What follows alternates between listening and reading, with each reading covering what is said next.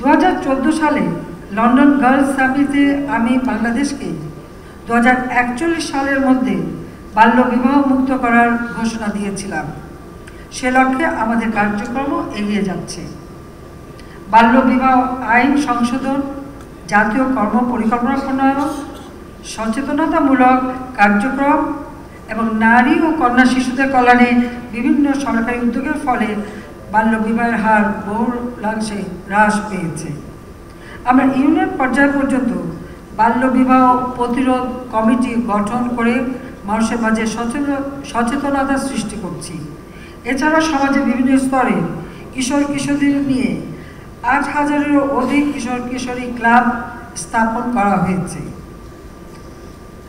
তথ্য আপা প্রকল্পের মাধ্যমে নারীদের বিভিন্ন সমস্যা সমাধানের জন্য 1 কোটি নারীকে তথ্য সেবা প্রদানের লক্ষ্যমাত্রা নির্ধারণ করা হয়েছে। নারী ও শিশু নির্যাতন প্রতিরোধ ন্যাশনাল হেল্পলাইন 109 চালুর মাধ্যমে যৌন হয়রানি প্রতিরোধ, বাল্যবিবাহ বন্ধে কার্যকর উদ্যোগ নেওয়া হয়েছে। এছাড়াও আমরা প্রতিটি থানায় নারী পুলিশের দায়িত্বে নারী, শিশু, বয়স্ক প্রতিবন্ধী সাপোর্ট ডেস্ক স্থাপন করেছি।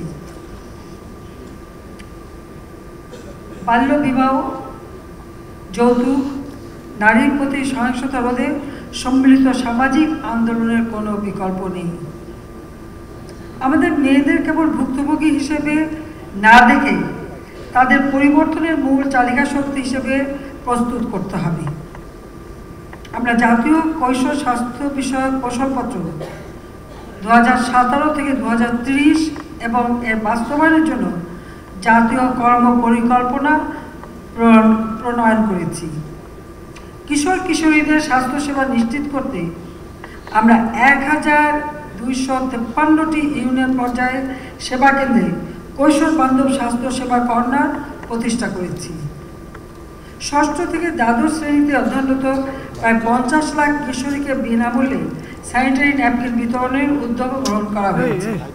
স্কুলগামী শিক্ষার্থীদের পুষ্টি চাহিদা পূরণে আমরা দেশব্যাপী স্কুল মিল চালু করার উদ্যোগ নিয়েছি। অনেক ক্ষেত্রে আমরা চালু করেছি। তাছাড়া প্রতিটি স্কুলে মেয়েদের জন্য বিশেষ করে ওয়াশ ব্লক আমরা তৈরি করে দিয়েছি।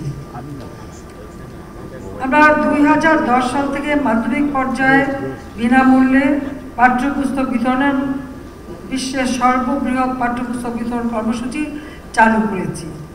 2024 পর্যন্ত, অর্থাৎ 2010 থেকে 2024 464 কোটি বই বিতরণ করা হয়েছে। উপরন্তু নারী শিক্ষাকে এগিয়ে নেওয়ার জন্য প্রাথমিক থেকে মাধ্যমিক স্তর পর্যন্ত উপবৃত্তি চালু করা হয়েছে। দ্বাদশ শ্রেণী পর্যন্ত মেয়েদের শিক্ষা অবৈতনিক রয়েছে। আমরা জাতীয় বাজেটে মোট 30% নারীর সামাজিক ও অর্থনৈতিক ক্ষমতায়নের জন্য বরাদ্দ রেখেছি। বেইজিং ঘোষণা ও কর্মসূচির সঙ্গে সামঞ্জস্য রেখে জাতীয় নারী উন্নয়ন নীতি ও জাতীয় কর্মসূচি পরিকল্পনা বাস্তবায়ন করা হচ্ছে। আমাদের বর্তমানে শ্রমশক্তির 42.6% নারী, যা 2030 সালের মধ্যে 50-এ উন্নীত হবে। আইসিটি খাতে 2026 সালের মধ্যে 25%, 2041 সালের মধ্যে 50% নারী অংশগ্রহণ নিশ্চিত করার কার্যক্রম আমরা গ্রহণ করেছি। বিশ্ব অর্থনৈতিক ফোরামের গ্লোবাল জেন্ডার গ্যাপ রিপোর্ট 2023 অনুযায়ী রাজনৈতিক ক্ষমতায়নে বিশ্বে 146টি দেশের মধ্যে বাংলাদেশের অবস্থান 7ম এবং এ অঞ্চলে প্রথম। এবারের দ্বাদশ সংসদ নির্বাচনে নারী প্রতিযোগীদের অংশগ্রহণ আগের সাধারণ নির্বাচনের তুলনায় 38.24% বেশি ছিল। সুধীবৃন্দ, আমাদের সরকারের গৃহীত নানাবিধ পদক্ষেপের সুফল হিসেবে 2023 সালে দেশের মানুষের গড় আয়ু বেড়ে হয়েছে 72.3 বছর। বর্তমানে আমাদের মোট জনসংখ্যার 62% হচ্ছে কর্মক্ষম। দেশের বর্তমান মোট জনসংখ্যার 9.29% 60 বয়সী। প্রবীণদের স্বাস্থ্যসেবা, সামাজিক নিরাপত্তা নিশ্চিতকরণে আমরা বিভিন্ন কর্মসূচি বাস্তবায়ন করে যাচ্ছি। 2023 সালে আমরা 58 লক্ষের বেশি প্রবীণ নাগরিকের জন্য বয়স্ক ভাতার ব্যবস্থা করেছি। এর পাশাপাশি অসহায় নারী, স্বামী পরিত্যক্তা, বিধবা, প্রতিবন্ধী ব্যক্তি, তৃতীয় লিঙ্গের মানুষ, সমাজের অন্যান্য প্রান্তিক জনগোষ্ঠীর সামাজিক ও আর্থিক নিরাপত্তা নিশ্চিত করতে বিদ্যমান সামাজিক নিরাপত্তা বেষ্টনী সম্প্রসারিত করেছি। প্রত্যক্ষ বা পরোক্ষভাবে প্রায় 4 কোটি মানুষ সামাজিক নিরাপত্তা বেষ্টনীর আওতায় এসেছে। এছাড়াও আমরা সার্বজনীন পেনশন স্কিম চালু করেছি। 18 থেকে 50 বছর বয়সী যে কোনো নাগরিক এই পেনশন সুবিধা গ্রহণ করতে পারবেন। আমরা ইতিমধ্যে 2021 সালের মধ্যে জাতিসংঘের সর্বোন্নত দেশ থেকে উত্তরণের যোগ্যতা অর্জন করেছি। আমাদের ডিজিটাল বাংলাদেশ মিশন বাস্তবায়ন করেছি। 2041 সালের মধ্যে স্মার্ট বাংলাদেশ গঠনের দিকেও আমরা এগিয়ে যাচ্ছি।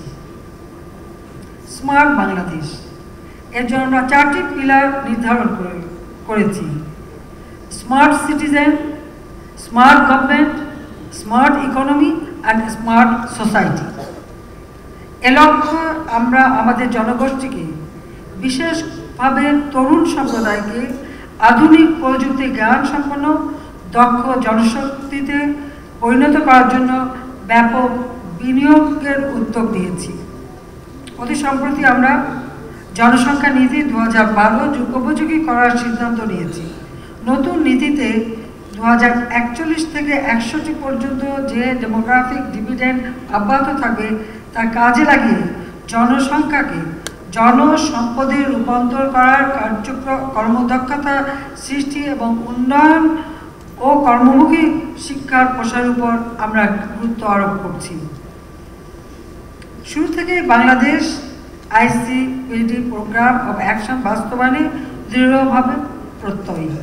আমরা চাই সকল দেশ, বিশেষ করে উন্নয়নশীল দেশ, স্বল্পোন্নত দেশ, ক্ষুদ্র দ্বীপ রাষ্ট্রগুলো যাতে ICPDর লক্ষ্যমাত্রাসমূহ অর্জন করতে পারে, সেজন্য UNFPA এর অন্যান্য উন্নয়ন সহযোগীরা আরও কার্যকর পদক্ষেপ গ্রহণে উৎসাহী হবে। জলবায়ু পরিবর্তনের ক্ষতিকর প্রভাবে জনস্বাস্থ্য সহ অন্যান্য স্বাস্থ্য ঝুঁকি থেকে বিশ্বের সকল মানুষের, বিশেষ করে মা, শিশু ও বয়স্ক জনগোষ্ঠীর নিরাপত্তা নিশ্চিতকরণে বৈশ্বিক সহযোগিতা আরও জোরদার করতে বিশেষভাবে দৃষ্টি দেওয়া প্রয়োজন বলে আমি মনে করি।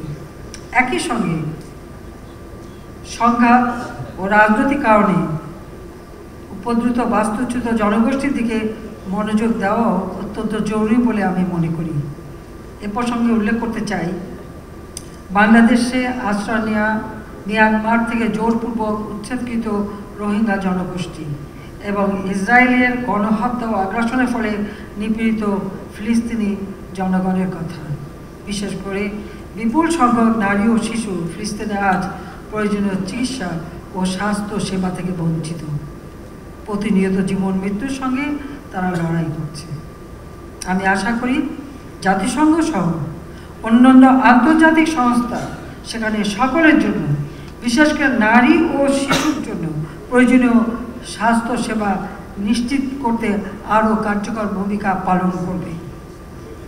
আমরা যুদ্ধ চাই না, শান্তি চাই।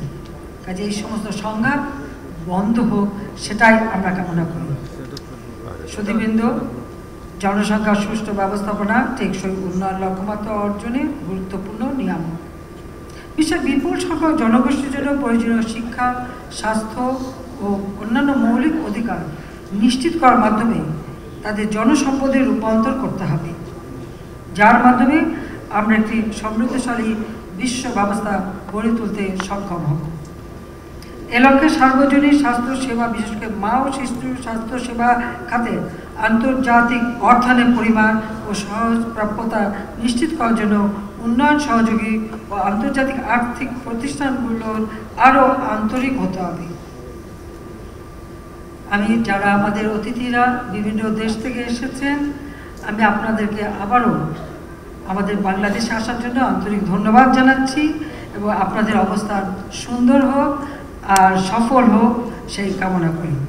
আমি আশা করি ঢাকায় অনুষ্ঠিত বৈশ্বিক সংলাপ সেপ্টেম্বর 2024-এ জাতিসংঘ অনুষ্ঠিত সামিট অব দ্য ফিউচারের জন্য প্রয়োজনীয় সুপারিশ প্রণয়নে সহায়ক হবে। জনসংখ্যা ও উন্নয়নে বিষয়ের আন্তর্জাতিক সম্প্রদায় সামিট অব দ্য ফিউচারের ঘোষণাপত্রে দৃঢ় রাজনৈতিক প্রত্যয় ব্যক্ত করবেন, এই প্রত্যাশা আমার রয়েছে।